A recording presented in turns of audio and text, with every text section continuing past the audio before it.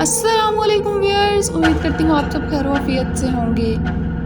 तो व्यूअर्स, आज की वीडियो स्टार्ट करने से पहले मेरी आप लोगों से वही एक रिक्वेस्ट है कि प्लीज़ वीडियो को लाइक कर दिया करें और कमेंट बॉक्स में अपना एक प्यारा सा कमेंट छोड़ दिया करें। और हाँ, अगर वीडियो पसंद आए तो लास्ट तक ज़रूर देखिएगा और चैनल को सब्सक्राइब कीजिएगा। वीडियो को स्टार्ट करने से पहले आयतल कुर्सी पढ़ लिया करें, क्योंकि आयतल कुर्सी पढ़ने से अल्लाह ताला आपको तमाम बुरी चीज़ों से हिफ्ज़-ओ-मान में रखता है। और हर नमाज में अल्लाह ताला से दुआ किया करें कि अल्लाह ताला आपको हासिदीन के शर से महफूज रखे, क्योंकि ये हसद की आग में खुद तो जलते हैं लेकिन दूसरों की ज़िंदगियां भी तबाह कर देते हैं। चलें आज की वीडियो हम स्टार्ट करते हैं। तो ये जिनकी स्टोरी है ये बताती है कि मेरा नाम उमे रुबाब है, लेकिन घर में सारे मुझे प्यार से रुबाब कहते हैं। कहती हैं कि मेरे 2 भाई हैं और मैं दोनों भाइयों से बड़ी हूँ। हम लोग जॉइंट फैमिली सिस्टम में रहते हैं, जिसमें मेरे चाचू हमारे साथ रहते हैं और मेरे चाचू की सिर्फ एक बेटी है, ज़ैनब, जिसको उन्होंने लाड प्यार में कुछ ज़्यादा ही बिगाड़ दिया है। मैं और ज़ैनब सेम क्लास में पढ़ते हैं, लेकिन उसका पढ़ाई में कुछ खास दिलचस्पी नहीं है। ज़ैनब बस सारी क्लासेस में तकरीबन पासिंग मार्क्स लेती आ रही है और कुछ में तो चची ने उनको पैसे देकर पास करवाया है। ये बात हमें अच्छे तरीके से पता है, लेकिन चची कभी किसी के सामने इसका जिक्र नहीं करती। मेरी चची जो है वो रिश्ते में मेरी खाला भी लगती हैं, मतलब वो मेरी मामा की बहन ही है जिनकी शादी मेरे चाचू से हुई है। तो होता कुछ यूँ है कि मैं अपने घर के कामों में, सारे कामों में बहुत ज़्यादा माहिर थी, अभी भी हूँ अल्हम्दुलिल्लाह। ऐसा कि जब मेरे 9th क्लास के बोर्ड के पेपर होने वाले थे तो उन दिनों हमारी टीचर्स ने हमें फ्री कर दिया था। मैंने सारा साल पढ़ाई की थी तो अल्हम्दुलिल्लाह मेरा सिलेबस अब अच्छे से कवर था, बस मेरी रिवीजन करने वाली रहती थी। लेकिन उन दिनों मैंने सिलाई कढ़ाई तो पहले सीख रखी थी, उन दिनों मैं अड्डे का काम भी सीख रही थी। यहाँ पर काफ़ी सारे लोगों को अड्डे का काम का नहीं पता होता। तो अड्डे का काम वो होता है जो मोतियों के काम की कढ़ाई वगैरह कपड़ों के ऊपर की होती है, या जो फैंसी कपड़े होते हैं वो। मैं उन दिनों वो काम भी साथ साथ सीख रही थी। मुझे शौक़ था कि मैं घर के कामों में और बाहर के कामों में, हर तरह के काम में एक्सपर्ट हो जाऊँ, मैं अपने वालिदैन की माली मदद कर सकूँ, जिसमें मैं बहुत हद तक कामयाब भी हो गई थी। मुझे घर के कामों के साथ साथ बाहर के काम, मतलब कि पार्लर का काम भी अच्छे तरीके से आता था। अक्सर कभी किसी ने कोई अपनी दुल्हन तैयार करवानी होती या गांव में किसी की शादी होती तो वहाँ पर मुझे बुला लेते, जिससे मुझे अच्छी खासी रकम मिल जाया करती और मेरी मामा की मदद भी उन पैसों से हो जाती थी। मेरी मामा बहुत ज़्यादा खुश थी और सारे ख़ानदान में इस चीज़ की तारीफ़ करती कि अल्लाह ताला ने जैसी तुम्हें बेटी दी है ऐसी बेटी सबको दे। मेरी चची हमेशा हसद की नज़र से देखती, क्योंकि उनकी एक ही बेटी थी और उनको भी उन्होंने लाड प्यार में इतना बिगाड़ रखा था कि ना वो घर के किसी काम को हाथ लगाती थी और ना वो पढ़ने में अच्छी थी। मेरी चची मेरी वालदा की बहन थी, इसलिए मामा भी कुछ नहीं कहती थी, बस चुप करके घर के काम कर देती थी। चाचू अच्छा खासा कमाते थे और चची उतना ही उड़ाती थी और उतना ही हमारे सामने शो ऑफ करती थी, क्योंकि मेरे वालिद की आमदन इतनी कोई ख़ास नहीं थी। शायद मेरे वालिदैन की आमदन इतनी ख़ास नहीं थी, इसीलिए मुझे ये शौक़ उठा कि मैं अपने वालिदैन की मदद करूं। अगर वो भी अच्छा कमाते होते तो शायद मैं भी अपनी कज़न की तरह ही होती। तो ये सारे वाक़यात उन दिनों के हैं। ये कहानी उन दिनों शुरू हुई जब हमारा 9th क्लास के पेपर हुए और 9th क्लास का रिज़ल्ट आ गया। 9th क्लास का रिज़ल्ट आने से पहले मैंने अड्डे का काम बहुत अच्छे तरीके से सीख लिया था। मैं इस काम को पहले भी आहिस्ता आहिस्ता सीखने की कोशिश करती रही साथ साथ, और अब ये जो मुझे वक्त मिला इसमें मैंने कोशिश की कि जितना मेरा काम बाकी रह गया मैं इसमें महारत हासिल करूं, और मैंने ये काम भी सीख लिया। इन दिनों में जो छुट्टियां थी उनमें मैंने लोगों के कपड़े सिलाई किए और मुझे मेहंदी के डिज़ाइंस भी लगाने आते थे। अच्छे से अच्छी मेहंदी जिस किस्म की मर्ज़ी लोग कहे मैं लगा दिया करती थी। कुछ मुझे पैसे वहाँ से मिल जाया करते थे। मैं अपनी वालदा की माली मदद भी काफ़ी इन दिनों में करती रही, जिससे मेरी चाची हसद में मुब्तला होती रही। जब 9th क्लास का रिज़ल्ट आया तो सब एक दफ़ा देख के हैरान रह गए। मैंने 555 में से 530 नंबर लिए थे, जबकि मेरी कज़न ज़ैनब के 308 नंबर आए थे। अब चच्ची को उस पर गुस्सा तो बहुत था कि एक दफ़ा तुमने फिर मेरी नाक कटवा दी, लेकिन उन्होंने हमारे सामने ज़ाहिर नहीं किया।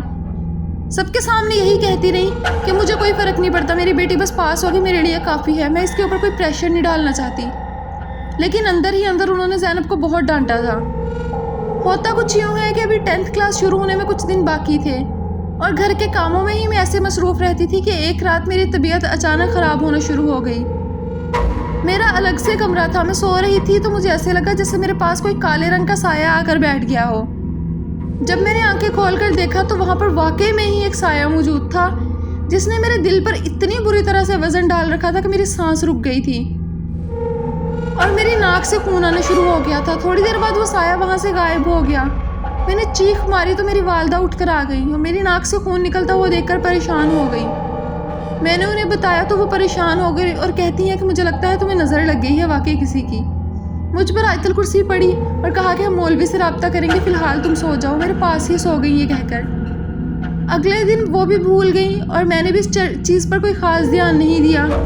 ایسے ہی معمول کے کاموں میں ہم لوگ مصروف رہے، لیکن اب میرا جسم بھاری بھاری سا تھا، میرے کندھوں پر بوجھ تھا۔ مجھے ایسا لگ رہا تھا کہ جیسے کوئی میرے ساتھ ہو، اور مجھے حیرانی تو تب ہوئی جب میں واش روم میں گئی۔ میں نے واش روم کا دروازہ کھولنے کی کوشش کی تو واش روم کا دروازہ خود ہی لاک ہو گیا۔ حبس اور گھٹن کے مارے مجھے ایسا لگ رہا تھا کہ میں اندر ہی بے ہوش ہو جاؤں گی، اور 15-20 منٹ کے بعد جب میں نڈال ہو کر وہاں پر بیٹھ گئی تو واش روم کا دروازہ خود ہی کھل گیا۔ اس وقت میرے بھائی اسکول گئے ہوئے تھے اور میری ماما بھی گھر پر موجود نہیں تھی۔ جب واش روم کا دروازہ کھلا میں بھاگ کر باہر آئی، لیکن میں نے چچی لوگوں کے سامنے کسی بھی چیز کو ظاہر نہیں کیا کہ میرے ساتھ آخر ہوا کیا ہے۔ بس میں نے ان کے سامنے بات کو سنبھال لیا کہ یہی مجھے لگ رہا ہے کہ میرا بلڈ پریشر تھوڑا سا لو ہو گیا ہے۔ لیکن اس کے بعد چند دن تک میرے ساتھ ایسا کوئی بھی واقعہ پیش نہیں آیا۔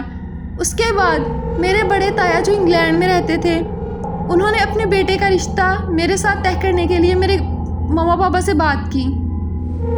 سارے خاندان کی لڑکیوں کی خواہش تھی کہ ان کا رشتہ تایا ابو کے بیٹے کے ساتھ ہو جائے۔ میری پھپھو کی بیٹی چاہتی تھی کہ اس کا رشتہ ماموں کے گھر ہو جائے، اور زینب کی بھی یہی حسرت تھی، کیونکہ میرے تایا ابو کا ایک بیٹا تھا، وہ بھی بہت ہی سلجھا ہوا سمجھدار، اور وہ بے حد حسین تھا ماشاءاللہ۔ وہ باہر انگلینڈ میں ویل سیٹل فیملی تھی اور وہاں پر ان کا بہت اچھا خاصا بزنس تھا۔ میری تائی بھی بہت اچھے اخلاق کی مالک تھی اور مجھے بہت پسند کرتی تھی۔ وہ کہتی تھی کہ تمہارا اخلاق ہمارے خاندان کی سب بچیوں میں سب سے بہتر ہے۔ جب بھی آتی میرے لیے بہت سارے تحفے لاتی اور مجھے بہت پیار کرتی۔ جب میری تائی امی نے یہ بات سنی کہ ایسے میری طبیعت تھوڑی سی خراب رہنے لگی ہے تو انہوں نے اپنی بہت زیادہ فکر ظاہر کی میرے بارے میں اور کہا کہ تمہارے ٹیسٹ وغیرہ کرواتے ہیں۔ زینب کی ماما مطلب میری چچی بڑھ چڑھ کر ایسی باتیں بتا رہی تھی کہ یہ جیسے بیمار ہو تاکہ میرا رشتہ خراب ہو جائے، کیونکہ میرے والدین نے بھی وہاں پر رشتے کی حامی بھر دی تھی۔ ایسی کوئی وجہ ہی نہیں تھی کہ وہاں پر رشتے سے انکار کیا جا سکے۔ وہ خوبصورت تھا، ویل سیٹل تھا، تو میرے والدین کیوں ہی رشتے سے انکار کرتے۔ لیکن میری تائی امی نے میری چچی کی باتوں پر کوئی زیادہ دھیان نہیں دیا، رشتہ طے کیا اور کہا کہ ہم نکاح کرنا چاہتے ہیں۔ لیکن میرے والدین نے اس چیز سے منع کر دیا اور کہا کہ آپ فی الحال منگنی کر کے چلے جائیں، جب آپ لوگ دوبارہ اگلے سال آئیں گے تو انشاءاللہ تب ہم نکاح کی تقریب کریں گے، پھر جب یہ اپنی سیکنڈ ایئر پاس کر لے گی تب ہم رخصت کر کے آپ کے پاس بھیج دیں گے، آگے پڑھانا ہوا تو آپ لوگوں کی مرضی، وہاں پر پڑھ لے گی۔ ایسا ہی کیا گیا۔ چند دنوں بعد ایک چھوٹی سی منگنی کی رسم ادا کی گئی اور مجھے ابو بکر کی امانت سمجھ کر گھر میں چھوڑ دیا گیا۔ اس کے بعد میری تائی امی اور تایا ابو واپس چلے گئے، لیکن مجھے نہیں پتا تھا کہ اس دن کے بعد سے میرے ساتھ کیا ہونے والا ہے۔ میری طبیعت اس قدر خراب رہنے لگی کہ مجھے خون کی الٹیاں آتی ہیں، لیکن میری اور میرے والدین کی پوری کوشش تھی کہ میری چچی کے سامنے یہ بات ظاہر نہ ہو۔ ایک دن تو ایسا ہوا کہ میں خواب دیکھ رہی ہوں کہ میں قبر میں لیٹی ہوئی ہوں، میں قبر اوپر سے کھلی ہوئی ہے، میں وہاں سے اٹھتی ہوں اور بھاگتی جاتی ہوں۔ میرے ایک طرف قبرستان ہے اور دوسری طرف جنگل، وہاں پر جھاڑیاں میرے پیروں میں چبھ رہی ہیں۔ میں آگے دیکھتی ہوں تو ایک کالا سایہ میرے آگے کھڑا ہے، وہ مجھے کہتا ہے کہ پیچھے ہٹ جا ورنہ تجھے مار دیں گے۔ اور اسی دوران میری آنکھ کھل گئی۔ جب میری آنکھ کھلی تو میرے پیر زخمی تھے، بری طرح سے میرے ہاتھ زخمی تھے۔ اگلے دن میں نے سارا بیڈ ریسٹ کیا اور چچی کے سامنے پوری کوشش کی کہ کسی طرح سے یہ بات نہ آئے۔ میرے والدین نے کہا کہ ہمیں مزید تخیر نہیں کرنی چاہیے، کسی مولانا کو چیک کروانا چاہیے۔ ڈاکٹر سے پہلے چیک کروا چکے تھے، ڈاکٹرز کہتے تھے سب نارمل ہے۔ جب پاس والے قاری صاحب نے چیک کیا تو انہوں نے بتایا کہ اس کے اوپر کالا علم کروایا گیا ہے اور کسی کی بری نظر ہے، اس کے اوپر بہت برا علم کروایا گیا ہے۔ جس نے بھی کروایا ہے آپ لوگوں کو میں ایک بڑے مولانا کا نمبر دیتا ہوں، وہ عالم ہے، میں نے بھی ان سے علم حاصل کیا ہے، آپ فوراً ان کے پاس چلے جائیں۔ اب ماما یہ بات نانی امی کو بھی نہیں بتا سکتی تھی کیونکہ انہوں نے چچی کو بتا دینی تھی، تو ہم لوگوں نے ایسا ہی کیا۔ گھر میں ہم لوگ بہانہ بنا دیا کہ ہم لوگ چند دنوں کے لیے گھومنے جا رہے ہیں مری والی سائڈ پہ، لیکن ہم لوگوں کا مقصد صرف یہ تھا کہ ہم لوگ ان عالم سے ملیں اور ان سے پوچھیں کہ آخر ماجرا کیا ہے۔ ہم لوگوں نے وہاں پر جا کر ایک ہوٹل بک کروایا اور وہاں پر رہنے لگے۔ اسی بہانے ہم لوگوں نے تھوڑا گھوما پھرا، ہماری سیر و تفریح بھی ہو گئی اور عالم صاحب نے ہمارا کام بھی کر دیا۔ انہوں نے ہمیں بتایا کہ میں نے اس کالے علم کا حساب لگا لیا ہے، اور کچھ آپ لوگوں کو آیات بتاتا ہوں اور یہ پانی پڑھ کر دیتا ہوں، اس پر میں نے اللہ تعالیٰ کے پاک کلام کی کچھ آیات پڑھی ہیں، یہ پی لیا کرو، سب ٹھیک ہو جائے گا۔ کالا علم جس نے کیا ہے اس کے اوپر الٹا پڑ جائے گا اور آپ لوگوں کو پتہ چل جائے گا۔ انہوں نے حساب لگا کر یہ بھی بتایا کہ جا کر اپنے بیڈ کے تکیے میں سے ایک تعویذ نکال دینا، اور تمہارے بیڈ کے نیچے ایک چھوٹی سی گڑیا دفن ہے، اس کو نکال کر سائڈ پر پھینک دینا یا پھر اس کو جلا دینا، کسی ایسی جگہ پر پھینکنا، اگر پھینکنا بھی ہوا تو جہاں پر لوگوں کا آنا جانا نہ ہو۔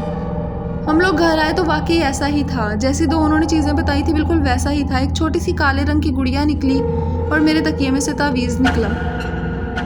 اس کے کچھ ہی دنوں بعد ہم سب کے شک و شبہات بدل گئے۔ ہمیں اپنی چچی پر شک تھا کہ سارا کچھ وہ کروا رہی ہے، لیکن ہم لوگوں کا اس چیز کی طرف بالکل بھی دھیان نہیں گیا تھا کہ میری پھپھو کی بیٹی ماریا بھی تھی، جو ہمیشہ میری دوستوں کی طرح میرے ساتھ رہتی تھی۔ میں اس کو اپنی بہن ہی مانتی تھی۔ زینب کے ساتھ تو کبھی اتنی بنتی ہی نہیں تھی، لیکن ماریا کے ساتھ تو میں کپڑے شیئر کر کے بھی پہن لیتی تھی۔ اب اس کی طبیعت خراب رہتی تھی، اس کو اکثر خون کی الٹیاں آتی تھی، اور پھپھو اور پھپھا میں اتنا بڑا جھگڑا ہوا کہ پھپھا نے پھپھو کو اتنی بری طرح مارا کہ ان کے ایک ہاتھ کی ہڈی ٹوٹ گئی۔ ہم لوگوں کو سمجھ آ گیا کہ آخر اس سب کے پیچھے کون تھا، لیکن خیر ہم اللہ کی رضا کے لیے معاف کر دیا، اور اللہ تعالیٰ سے یہی دعا کی کہ اللہ ان کو ہدایت عطا فرما۔ میں جس تکلیف سے گزری ہوں بس ان کو اس تکلیف سے رہائی دے دے اور ان کو ہدایت عطا فرما۔ اسی لیے اللہ تعالیٰ نے قرآن مجید میں یہ بات ارشاد فرمائی ہے کہ پناہ مانگو ان عورتوں سے جو گرہ باندھ کر پھونکے مارتی ہیں۔ میری پھپھو سے مجھے بے پناہ محبت تھی، اتنی کہ میں ان کی بیٹی کے ساتھ کپڑے بھی شیئر کر کے پہن لیتی، اس سے ہر بات شیئر کرتی، ہر بات ڈسکس کرتی، لیکن انہوں نے میرے ساتھ یہ سب کچھ کیا تھا۔ بس اللہ ان کو ہدایت عطا کرے۔ میں نے اللہ کی رضا کے لیے انہیں معاف کیا۔ بس اب ہم لوگوں نے ان کے ساتھ آنا جانا ذرا کم کر دیا ہے، کیونکہ ہمیں پتہ چل گیا ہے کہ ہماری خوشیوں کا دشمن کون ہے، تو اس لیے ہم ذرا کم ہی بات چیت کرتے ہیں اور ان کی طرف کم ہی آتے جاتے ہیں۔ لیکن ہم نے ان سے کبھی بھی ذکر نہیں کیا کہ ہمیں ساری چیزیں سمجھ آ گئی ہیں کہ سب کے پیچھے آخر تھا کون۔ اب ان کے خود کے حالات اتنے برے ہیں کہ وہ ہم پر کالا علم دوبارہ کیا ہی کروائیں گی۔ بس جیسے تیسے کر کے وہ اپنی زندگی گزار رہی ہیں، لیکن ان کے پھپھا کے ساتھ جھگڑے ختم نہیں ہوتے، اور اوپر سے ماریا کی طبیعت بھی بہت زیادہ خراب رہنے لگی ہے۔